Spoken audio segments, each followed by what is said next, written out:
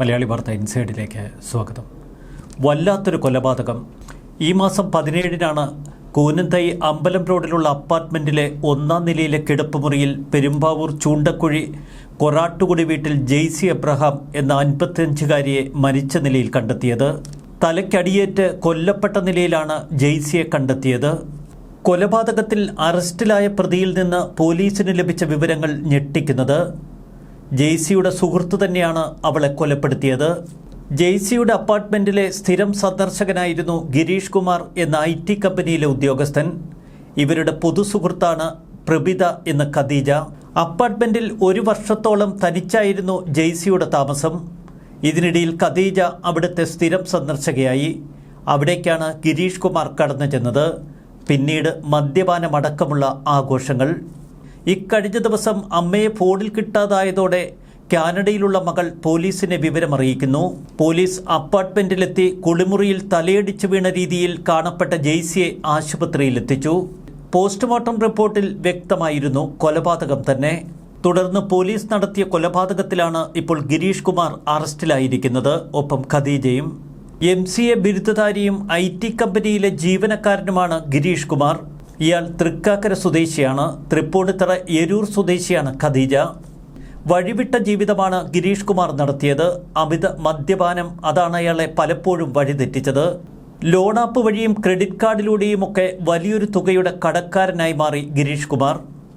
ഒടുവിൽ കടം വീട്ടാൻ കണ്ടെത്തിയ ഒരു വഴിയായിരുന്നു ജെയ്സിയുടെ കൊലപാതകം. കടക്കണിയിൽ നിന്ന് കരകയറാൻ സ്വന്തം സുഹൃത്ത് തന്നെ ഒരു കൊലപാതകം നടത്തുന്നു. അതിന് കൂട്ടുനിൽക്കുന്നത് അവരുടെ പൊതു സുഹൃത്തും. ഏറെ ആസൂത്രണം നടത്തിയാണ് ഗിരീഷ് കുമാർ ഈ കൊലപാതകം നടത്തിയത്. അതുകൊണ്ട് തന്നെ അയാൾ പിടിക്കപ്പെടില്ല എന്ന് കരുതി. ജെയ്സി എബ്രഹാമിൻ്റെ ഫ്ളാറ്റിലെത്തി ഈ കൊലപാതകം നടത്തിയ രീതി അത് പോലീസിന് മുന്നിൽ ഗിരീഷ് കുമാർ വിവരിക്കുമ്പോൾ അക്ഷരാർത്ഥത്തിൽ പോലീസ് പോലും നടുങ്ങിപ്പോയി. റിയൽ എസ്റ്റേറ്റ് ബിസിനസ്സാണ് ജെയ്സിയുടെ മുഖ്യ വരുമാന മാർഗം. എറണാകുളത്തെ അറിയപ്പെടുന്ന ഒരു റിയൽ എസ്റ്റേറ്റ് ബ്രോക്കർ. ധാരാളം പേർ അപ്പാർട്ട്മെൻറ്റിൽ വന്നു പോകുക പതിവാണ്. റിയൽ എസ്റ്റേറ്റൊക്കെ നടത്തി ജെയ്സിയുടെ കയ്യിൽ ഇഷ്ടം പോലെ പണമുണ്ട് എന്ന് ഗിരീഷ് കുമാർ കരുതി. റിയൽ എസ്റ്റേറ്റ് ബിസിനസ്സിലൂടെ സമ്പാദിച്ച പണവും സ്വർണവുമൊക്കെ ജെയ്സി വീട്ടിൽ തന്നെ സൂക്ഷിച്ചിട്ടുണ്ടാവാം. ജെയ്സിയുമായി നേരത്തെ മുതൽ ഇയാൾക്ക് വലിയ അടുത്ത പരിചയമുണ്ട്. പലപ്പോഴും അപ്പാർട്ട്മെൻറ്റിലെത്തും ജെയ്സിയുമായി ഒരുമിച്ചിരുന്ന് മദ്യപിക്കും. ഇതേ അപ്പാർട്ട്മെൻറ്റിൽ വെച്ചാണ് ഖദീജയെ ഇയാൾ പരിചയപ്പെടുന്നത്. ഖദീജ ജെയ്സിയുടെ സുഹൃത്തായിരുന്നു. ഇത് പിന്നീട് വലിയ അടുപ്പമായി മാറി. ജെയ്സിക്ക് ഖദീജയുമായുള്ള ഗിരീഷ് കുമാറിൻ്റെ അടുപ്പത്തിൽ ചില നീരസമൊക്കെ ഉണ്ടായിരുന്നു. എങ്കിലും ഖദീജ തന്നെയാണ് ഗിരീഷ് കുമാറിനെ കൊലപാതകം എന്ന സൂത്രം ഉപദേശിച്ചത്. ജെയ്സിയെ കൊലപ്പെടുത്തി അവിടെ നിന്ന് ഉള്ള സ്വർണവും പണവുമൊക്കെ അപഹരിക്കാൻ ഇരുവരും ചേർന്ന് ഗൂഢാലോചന തുടങ്ങി. ആരുടെയും കണ്ണിൽപ്പെടാതെ എങ്ങനെ ഫ്ളാറ്റിലെത്തി ജെയ്സിയെ കൊലപ്പെടുത്തി സ്വർണവും പണവുമൊക്കെ എടുത്ത് കടന്നുകളയാം എന്നതായിരുന്നു ഇരുവരുടെയും മുഖ്യ ചർച്ച. ഈ ഗൂഢാലോചനയ്ക്കിടയിലും ജെയ്സിയുടെ അരികിൽ ഇരുവരുമെത്തും. ഒരുമിച്ചിരുന്ന് മദ്യപിക്കും. വലിയ കൂട്ടാണ് മൂവരും തമ്മിൽ. നവംബർ 17-ാം തീയതി ഞായറാഴ്ച ജെയ്സിയുടെ ഫ്ളാറ്റിൽ മറ്റാരും ഉണ്ടാകില്ല എന്ന് അവർ രണ്ടുപേരും ഉറപ്പിച്ചു. തുടർന്ന് ഞായറാഴ്ച രാവിലെ സഹോദരൻ്റെ ബൈക്കിൽ കാക്കനാട് NGO ക്വാർട്ടേഴ്സിന് സമീപമുള്ള വീട്ടിൽ നിന്നും ഗിരീഷ് ബാബു പല വഴികളിലൂടെ ചുറ്റിക്കറങ്ങി ഒടുവിൽ ഉണിച്ചിറ പൈപ്പ് ലൈൻ റോഡിലെത്തി. അവിടെ നിന്ന് 2 ഓട്ടോറിക്ഷകൾ മാറി മാറി കയറി ജെയ്സിയുടെ ഫ്ളാറ്റിലെത്തി. ഫ്ളാറ്റിലേക്ക് കയറിപ്പോകുമ്പോൾ തലയിൽ ഹെൽമറ്റ് വെച്ചിരുന്നു. CCTVയിൽ മുഖം പതിയാതിരിക്കാനാണ് ഹെൽമറ്റും വെച്ച് നേരെ ഫ്ളാറ്റിലേക്ക് ചാടിക്കടന്നെത്തിയത്. രാവിലെ 10:30 മണിക്ക് അപ്പാർട്ട്മെൻറ്റിലെത്തി.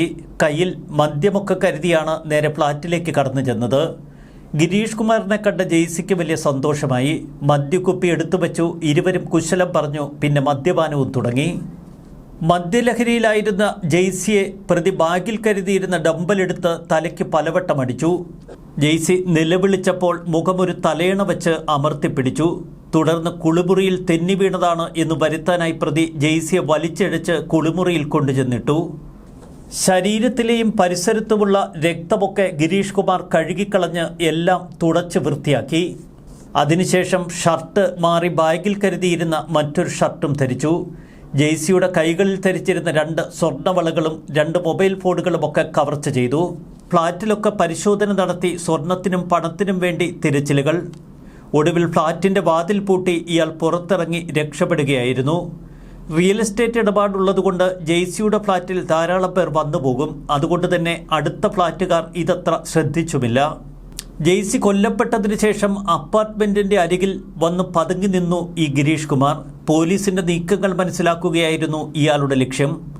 അപ്പാർട്ട്മെന്റിനകത്തേക്ക് പോകുന്ന ഒരാൾ മറ്റൊരു ഷർട്ട് ധരിച്ച് പുറത്തേക്ക് പോകുന്ന CCTV ദൃശ്യങ്ങൾ ഇതിനിടയിൽ പോലീസിന് ലഭിക്കുന്നു. ഹെൽമറ്റ് ധരിച്ചിരുന്നതുകൊണ്ട് ആളെ മനസ്സിലായില്ല. എന്നാൽ തുടരന്വേഷണത്തിൽ ഈ കഥാപാത്രം ഗിരീഷ് കുമാറാണ് എന്ന് പോലീസ് കണ്ടെത്തി. തുടർന്ന് ഗിരീഷ് കുമാറിനെ കസ്റ്റഡിയിലെടുത്ത് ചോദ്യം ചെയ്തപ്പോൾ മണിമണിയായി എല്ലാം അയാൾ വിളിച്ചു പറഞ്ഞു. ഇത്തരം കൊലപാതകികളെ സുഹൃത്തുക്കളാക്കി മാറ്റുക, ഒറ്റയ്ക്ക് താമസിക്കുന്ന ഫ്ളാറ്റിലേക്ക് അവരെ വിളിപ്പിച്ചു വരുത്തുക. അപ്പാർട്ട്മെന്റിൽ ഒറ്റയ്ക്കാണ് ഇവർ താമസിച്ചിരുന്നത്. ഇവർക്ക് സമീപവാസികളുമായി യാതൊരുവിധ അടുപ്പവുമില്ലായിരുന്നു. അപ്പാർട്ട്മെന്റുകൾ വാടകയ്ക്കെടുത്ത് ഫർണിഷ് ചെയ്ത് മറ്റുള്ളവർക്ക് മാസവാടകയ്ക്ക് കൊടുക്കുന്ന ഇടപാടും റിയൽ എസ്റ്റേറ്റ് ഇടപാടുകളുമൊക്കെ ജെയ്സിക്കുണ്ടായിരുന്നു. IT കമ്പനിയിലും മറ്റും പോലീസ് പരിശോധനകൾ നടത്തി. ഗിരീഷ് കുമാറിനെ കുറിച്ച് കൂടെ ജോലി ചെയ്യുന്നവർക്ക് പോലും അത്ര സംശയങ്ങളൊന്നുമില്ല. ജെയ്സിയുടെ തലയിൽ 10ഓളം മുറിവുകൾ, തലയ്ക്ക് പിന്നിൽ വളരെ ആഴത്തിലുള്ള ഒരു മുറിവ്.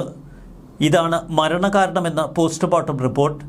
ജെയ്സിയെ കൊന്ന് ഒടുവിൽ പ്രതിക്ക് കിട്ടിയത് ആകെ 2 പവൻ ആഭരണവും ഒരു മൊബൈൽ ഫോണും. ജെയ്സിയുടെ ആഭരണങ്ങളും 2 മൊബൈൽ ഫോണുകളും കാണാതായ വിവരം ആദ്യ ദിവസ പരിശോധനയിൽ തന്നെ പോലീസിന് മനസ്സിലായിരുന്നു. ജെയ്സിയുടെ ഭർത്താവ് നിയമപരമായി വേർപിരിഞ്ഞിട്ടില്ല. എങ്കിലും ഏറെക്കാലമായി ജെയ്സി അകത്താണ് കഴിയുന്നത്, ഒറ്റയ്ക്ക്. ജെയ്സി എബ്രഹാമിന്റെ മരണത്തിന് ശേഷം എറണാകുളത്ത് പൊതുവെ വീട്ടമ്മമാർ ഭയപ്പാടിലായിരുന്നു. കുറുവാ സംഘമൊക്കെ വിളയാടുന്ന കാലമാണ്. ഇത്തരം കുറുവാ സംഘമാണോ ജെയ്സിയുടെ കൊലപാതകത്തിന് പിന്നിൽ എന്ന സംശയം ആദ്യം മാധ്യമങ്ങൾ ഉയർത്തിയിരുന്നു. അതേ രീതിയിൽ പോലീസും ചില സംശയങ്ങളുമായി നീങ്ങിയിരുന്നു. ഒടുവിൽ ആ കൊലപാതക കഥ പുറത്തു വരുമ്പോൾ നമ്മൾ കേട്ട് നടുങ്ങിപ്പോകും. ന്യൂസ് ഡെസ്ക് മലയാളി വാർത്ത ഇൻസൈഡ്.